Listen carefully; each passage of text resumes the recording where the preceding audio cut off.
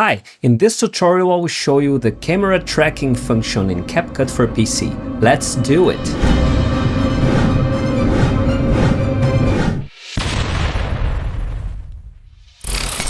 Alright, I've got this clip in my timeline. Alright, let's check it out. Cool. And I want to add some camera tracking movement. So I will click in the clip, video tab, basic subtab, and I will scroll down here to camera tracking. And now I've got some options: face, body, hand, and custom. Let's begin with face. I will press start. It will scan the video and look, it's tracking the face. Now let's customize.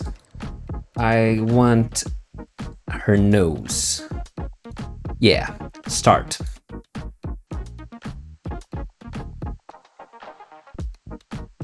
And that's it. If you like this content and want to support my channel, just hit the join button and become a member. You'll get access to all my videos 1 month ahead. And don't forget to like and subscribe to always get new content. See ya!